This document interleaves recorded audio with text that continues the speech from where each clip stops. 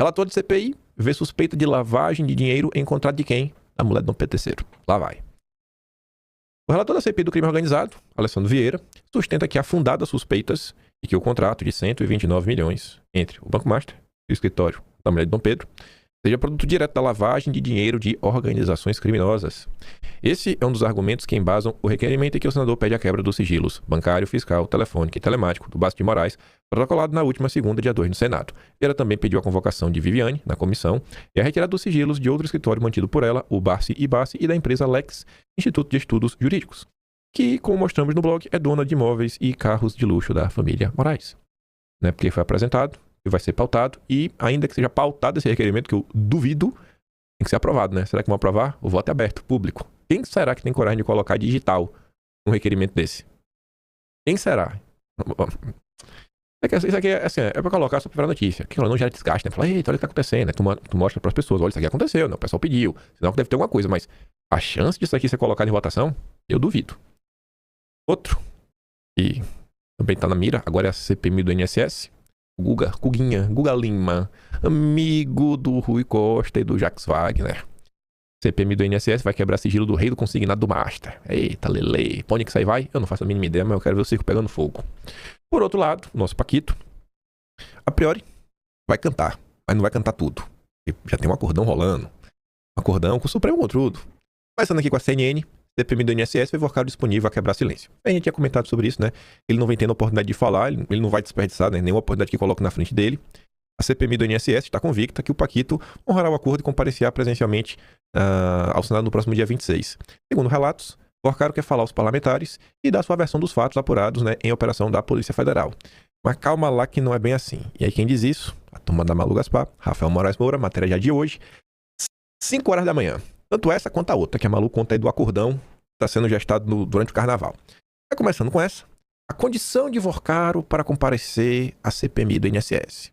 O acordo nos bastidores, que caminhou para o adiamento do depoimento do Paquito, envolveu não só a promessa dele não acionar o Supremo para se livrar da oitiva, mas também um acerto para que o dono do Master só responda as perguntas sobre descontos indevidos em aposentadorias, que são foco da comissão. Não pode falar de nada que não seja disso, viu? Não pode falar do BRB, não pode falar do contrato da mulher do Dom Pedro III, não pode falar do Taiaiá, não pode falar nada. Tá ali, ó. Ou seja, ele vai se calar caso seja questionado a venda do BRB, sobre o contrato de 430 milhões, a sociedade de sua família no resort da família do Toffoli. Ficar em silêncio é um direito dele. Mas ao reconhecer esse direito, o presidente da CPI, Carlos Viana, sinalizou que não deve constranger Vorcaro durante o depoimento, ainda que os outros parlamentares o façam. O relator no caso do Supremo, Dias Toffoli, também fez sua parte, autorizando a ida de Vorcaro para Brasília. Tu acha que o Toffoli ia autorizar a ida para Brasília, se não tivesse um acordão com o Supremo, com tudo?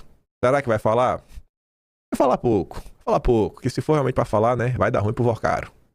Aí, já assistiu o Piu Piu e o Frajola? Tá lá o Frajola, não, aquele gato na frente do Piu Piu. Aí o Piu Piu olha e fala, eu acho que eu vi um gatinho. O Frajola tá assim, ó, na frente do Piu Piu. É isso aqui, ó. Oposição vê Operação Abafa contra CPMI do Banco Master. É nada, eu estou chocado. Quem poderia falar, né, oposição? Derrubada de veto da dosimetria pode virar moeda de troca para evitar a instalação de comissão para investigar a fraude financeira de banco de Daniel Vorcaro. Nenhuma chance da CPI do Master ser aberta e o Centrão e o PT ainda estão querendo negociar a derrubada do veto da dosimetria. O PT faz igual mágico de palco, que distrai com a mão enquanto a outra faz o truque. A CPMI é a cortina de fumaça. Como o Dedé pretende comprar o BRB? Essa é uma pergunta boa, porque o BRB já tá balançando. Vai disputar com o Caixa Banco do Brasil? Ou o governo vai dar aquela força técnica no silêncio, né, pra conta fechar? Aí que vem a Malu Gaspar de manhã, ela mesma escreve, 4 da manhã pra falar, né, do acordão do carnaval. Em Brasília, carnaval é senha do acordão pra matar investigações. Tem que fazer logo essa pizza, né, porque quanto mais tempo passa, mais desgaste o caso do Master vem gerando. Aí diz ela, a volta das férias do Legislativo nesta semana foi assombrada pela fraude do Banco Master. Nos corredores e gabinetes, a maior parte das conversas era sobre como abafar o caso, né, e impedir a instalação de comissões de inquérito.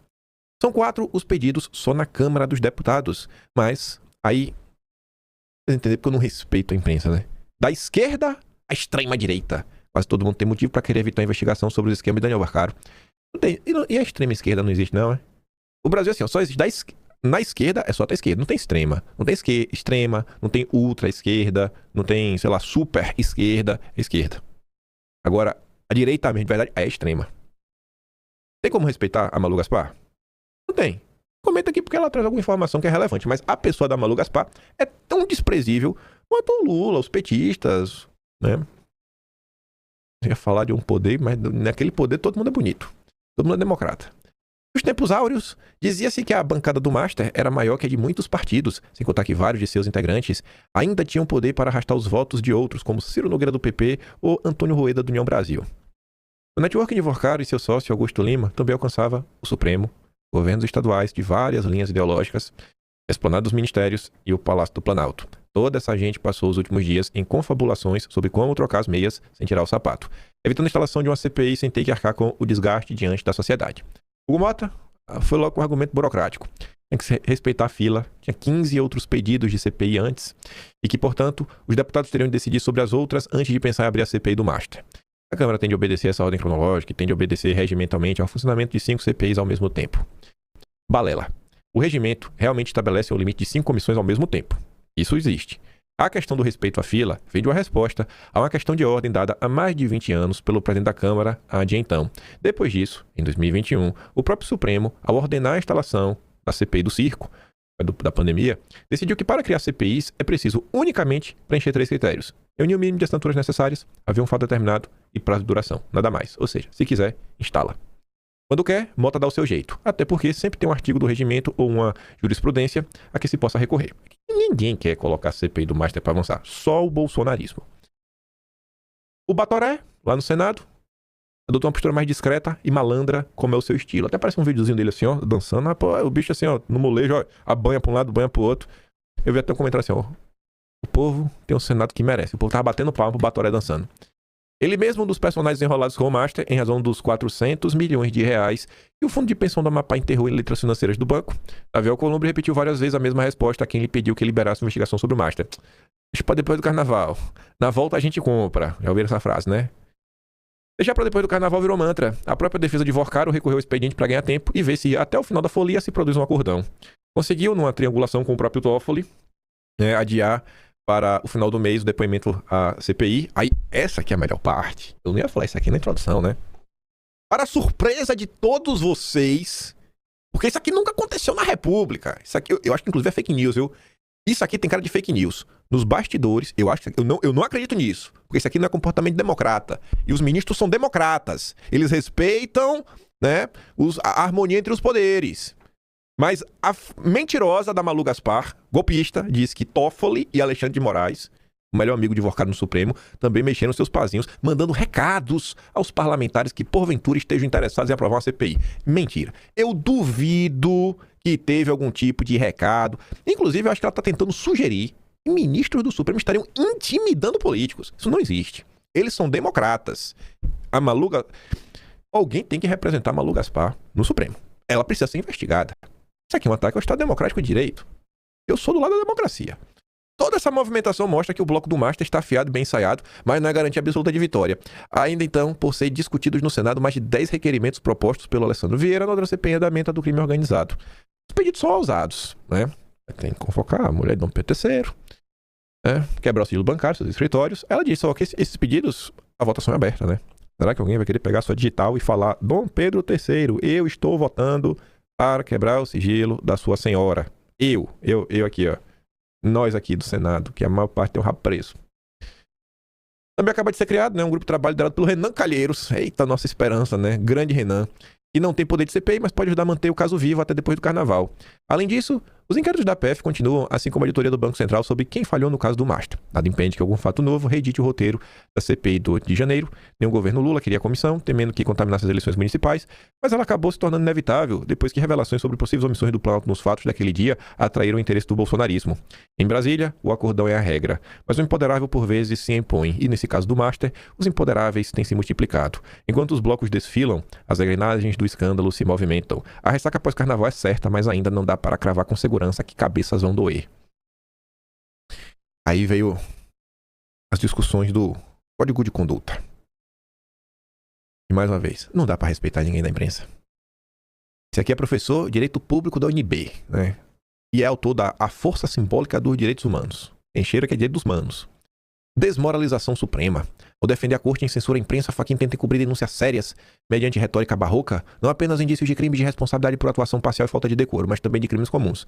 Quem vê a manchete acha que é um baita de um texto, né? E que dá pra assinar junto e falar isso aí. Parabéns, Marcelo Neves, mas calma. Não tinha sido publicado na Folha. Começa até bem. Reportagens jornalísticas podem servir para provocar a abertura de investigações pela autoridade competente, conforme jurisprudência tanto do Supremo quanto do STJ. No caso em exame, não há apenas indícios de crimes de responsabilidade por atuação parcial e falta de decoro que podem viabilizar o impeachment. Matéria para mim é curiosa, né? Mais uma pessoa falando de impeachment. Mas também de crimes comuns, que vão desde lavagem de dinheiro e falsidade ideológica à associação criminosa. Claro que o ministro acusado, informalmente pela imprensa, tem todo o direito de defesa e poderá não se comprovar nada disso em processo judicial.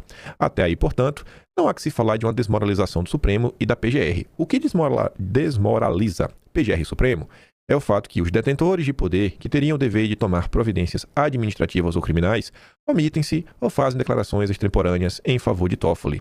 Embora seja de rejeitar-se a manifestação laudatória de Dilma Mendes a favor do Toffoli, cuja postura muito se identifica, a situação ganha um nível de gravidade elevado quando entra em jogo a nota do presidente Supremo, o Fachin.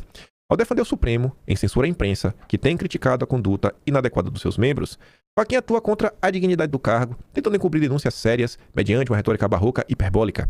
Talvez Fachin, por sua formação, não tenha escrito a nota por estar convencido de seu conteúdo, mas antes por pressão de seus colegas. E essa possível fragilidade comprometeria ainda mais a dignidade para ocupar o cargo. Aí você acha que a matéria tendo por algum lado bom. Criticou Fachin, falou de impeachment. A atitude do PGR, Paulo Gonet, parece também digna do seu cargo, tende a tornar-se um novo engavetador-geral da República, sem as condições de estar nessa posição tão relevante para o Estado Democrático de Direito. Basta.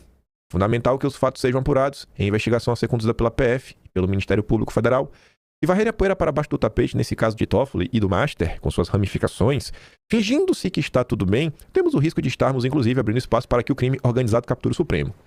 Até aqui estava ok, podia terminar o texto. Mas não. O autor tinha que revelar que ele é um democrata.